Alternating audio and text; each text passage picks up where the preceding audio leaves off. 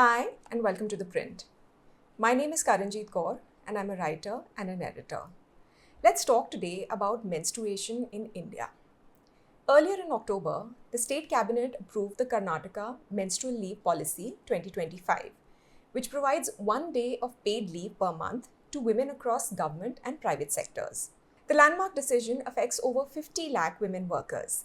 2 weeks later, at Maharshi Dayanand University in Haryana's Rohtak, two female sanitation workers were allegedly forced by male supervisors to photograph their sanitary pads to prove that they were menstruating. In India, progress and heartache arrive on the same track. The menstrual leave policy is an admirable step down a blazing path. It should feel like a milestone, and it would feel like one if we could stop taking 2 steps back. Karnataka has joined a small but hopefully growing list of Indian states that recognize menstrual health as a workplace right. In 1992, Bihar led the way by granting 2 days of paid menstrual leave per month to government employees. Former Chief Minister Lalu Prasad Yadav ordained the measure while resolving a larger agitation around equal pay. It's a policy that has now been in place for over 3 decades. Odisha followed suit in 2024, introducing a similar provision for women in the public sector under the age of 55.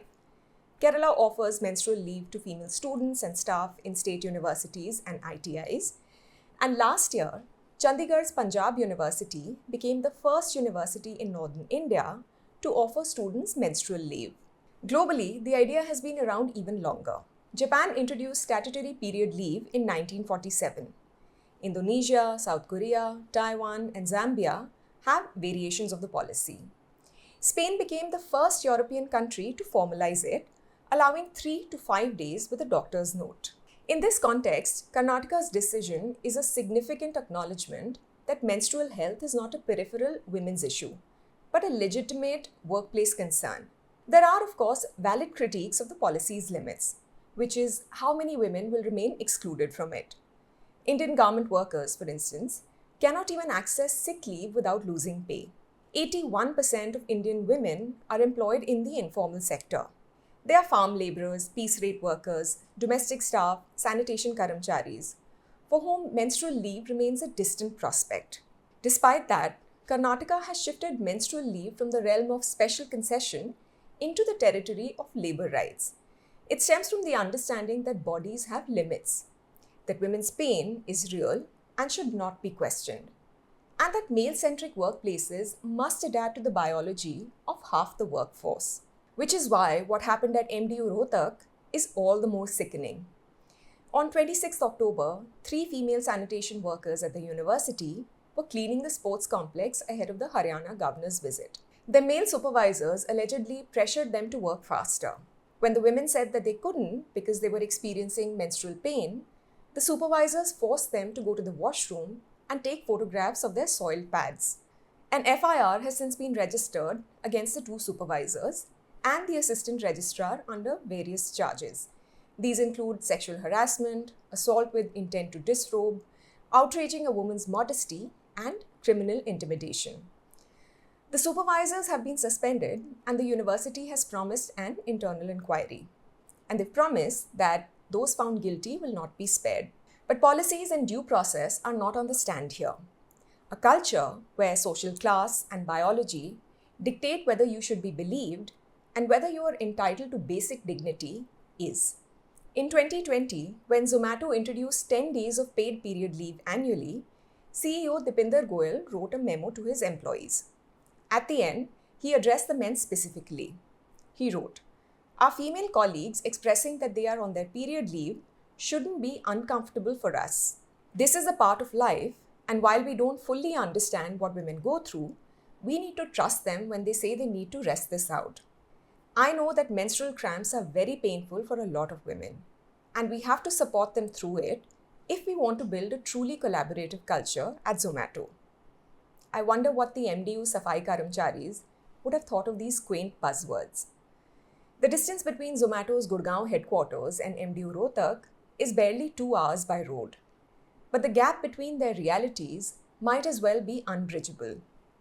The cruelty and abasement of asking women cleaning toilets and mopping floors to photograph their sanitary pads is the whole point. The MDU incident isn't even an aberration. This ritual humiliation of menstruating girls and women is part of a robust pattern. A few months ago, at a government-aided school in Thane, minor girls from classes 5 to 10 were subjected to forced period checks. This was after blood stains were discovered in the washroom. The principal and a female attendant made the children strip to identify who was menstruating. The goal was to find the source of pollution. Both the principal and attendant were arrested and charged under the POCSO Act. Perhaps the most scarring incident is from Bhuj. In 2020, at the Sri Sehjanand Girls Institute in Gujarat, a college run by a trust affiliated with the Swaminarayan Temple, 68 female students were forced to remove their undergarments to check who was on their period. The suspicion was that menstruating girls had violated religious purity rules by entering the institute's temple and dining hall. Following an FIR, the principal, the hostel coordinator, and a peon were arrested. Back then, the girls' parents were up in arms, but no one questioned the existing rules.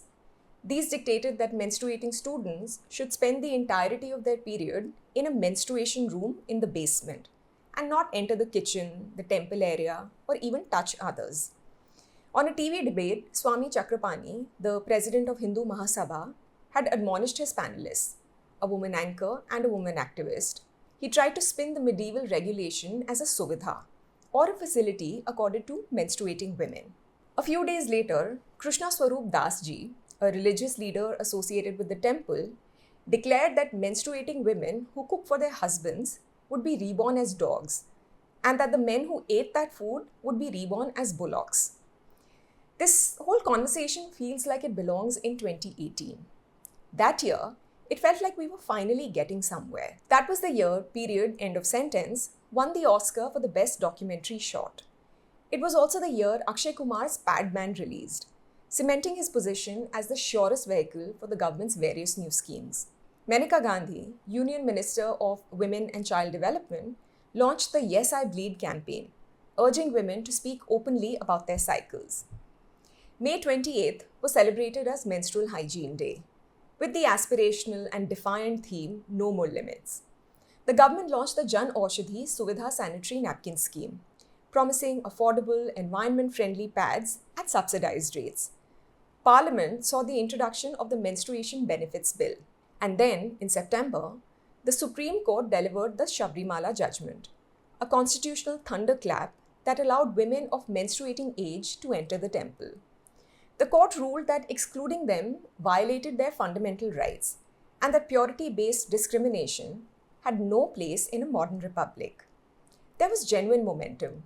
We were talking about period poverty, about access to products and safe spaces, and also about treating menstruation as a health issue rather than a source of hysteria or disgrace. It felt like we were mainstreaming the subject and that a third space had opened up. Menstruation didn't need to be boxed into either complete silence or the giddy, toxic effervescence of TV ads. But 7 years later, the optimism of 2018 has curdled into the tired recognition that pushing through a policy is easier than changing a culture. Karnataka's menstrual leave policy is worthy of applause. But it exists in a country where menstruating women can be stripped and humiliated without a hiccup. We're not having one conversation. We're having two entirely separate conversations. One about workplace rights and another about whether menstruation is pollution, whether women's bodies are public property, and whether we should believe them. One India grants them menstrual leave. The other demands photographic evidence to prove that they deserve it. Progress and heartache running on the same track. I just wish they didn't collide so often.